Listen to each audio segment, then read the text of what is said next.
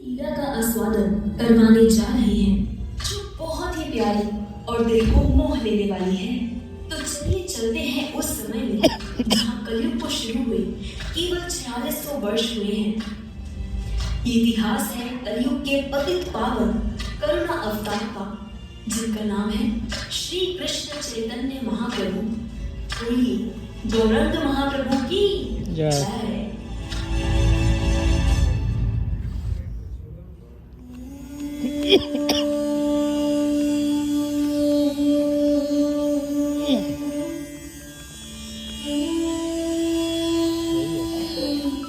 ये कहानी है एक शुद्ध ब्राह्मण की जो हमेशा भक्ति में लीन रहते थे। भगवद गीता का अध्ययन, श्रवण और कीर्तन उनका नित्य का नियम था।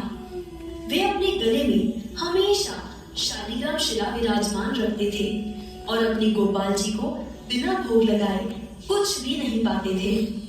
वो बहुत से तीर्थ स्थलियों की यात्रा करते थे, जैसे हरिद्वार, अयोध्या, तिरुपति और जगन्नाथपुरी। भ्रमण की विभिन्न पवित्र स्थलियों पर भ्रमण का उद्देश्य भगवान कृष्ण की प्राप्ति करना था। एक दिन भ्रमण करते हुए वे मायापुर में जगन्नाथ विष्णु के घर पहुंचे।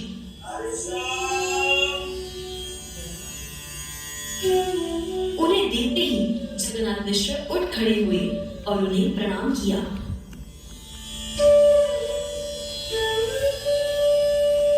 रात हुआ है, हम शीघ्र ही उनके भोजन की व्यवस्था कर देते हैं। अरे नहीं, वो अपने गोपाल जी के लिए स्वयं ही भोग बनाते हैं। हमें बस उनके भोग का प्रबंध करने की सेवा मिली है। तो हम शीघ्र ही रसोई घर को स्वच्छ कर देते हैं। हाँ, ये सही रहेगा।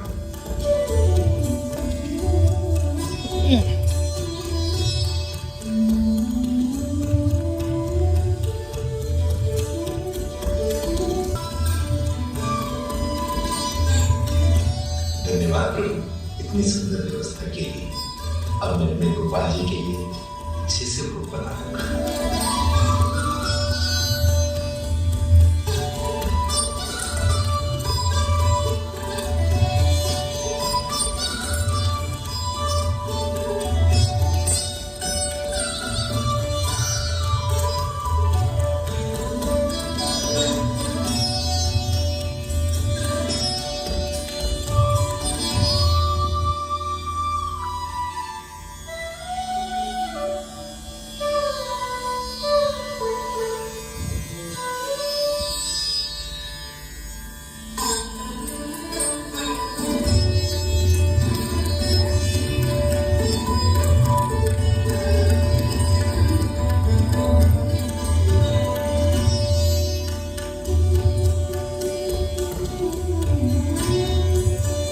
चैतन्य महाप्रभु बनेगा।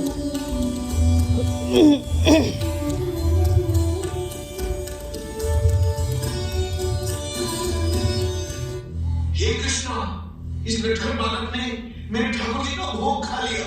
ये क्या किया तुमने? क्या हुआ? इस दुष्ट घोरन ने भगवान का भोग खा लिया। इसने दुष्टता की सारी सीमा पार कर दी है। इसे जब दंड मिलेगा तभी ये सुधरेगा। प्रभु, बच्चा है, ना समझ है, आप तो समझदार हैं। इसको दंड देने से आपको क्या प्राप्त? जिसे सही और गलत का ज्ञान है उसे तो समझाया जा सकता है, किंतु ये जो बच्चा है इसे दंड देना उचित नहीं है।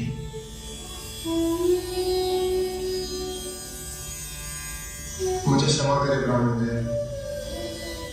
दुखी मत रहिए प्रभु, चिंता न करें। घर में जो भी फलाहार रखा है वही ले आइए, मैं अपने गोपाल को वही भोग लगा लूंगा। यदि आप मुझे अपना दास मानते हैं तो हमें एक अवसर और दें। मैं अभी भोग बनाने का सारा प्रबंध कर देता हूँ। कृपया हमें अपने अबूझ बालक की चंचलता का दंड ना दें। हमें अपनी सेवा का एक और अवसर प्रदान करें।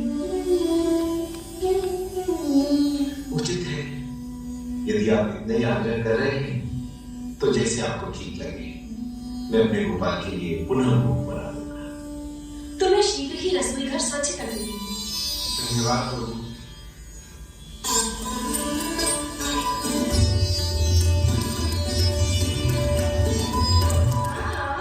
अच्छा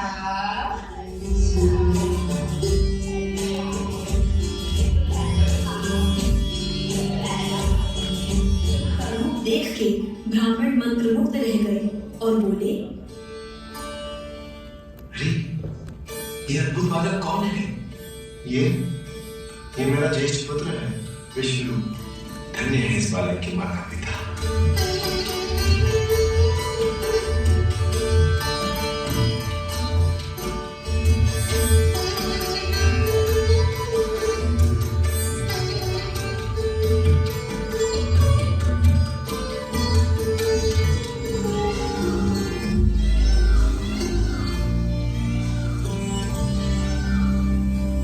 ब्राह्मण ने देखा कि वह स्थान तुरंत वृंदावन में परिवर्तित हो गया।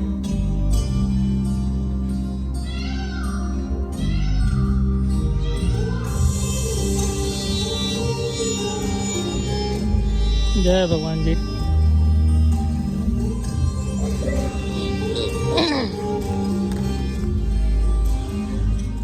ब्राह्मण, आप दीर्घ काल से मेरी भक्ति कर रहे हैं। अल्लाह, मैं आपको दर्शन देने आया हूं। मेरे भक्तों के अतिरिक्त कोई भी मेरे इस रूप के दर्शन नहीं कर सकता। मैं कलियुग के इस अवतार में युग धर्म हरिनाम संकीर्तन को स्थापित करने के लिए अवतरित हुआ हूं। मैं इस अवतार में कृष्ण प्रेम का वितरण करूंगा। ध्यान, यज्ञ और विग्रह पूजा से दूसरे युग में जो उत्तम लाभ प्राप्त होता है, वह सभी लाभ केवल इस कलयुग में मेरे नाम का जप करने से प्राप्त किए जा सकते हैं। लेकिन ध्यान रहे ब्राह्मण, जब तक मैं इस अवतार में हूं, तुम्हें ये किसी को नहीं पता कि मैं स्वयं भगवान श्री कृष्ण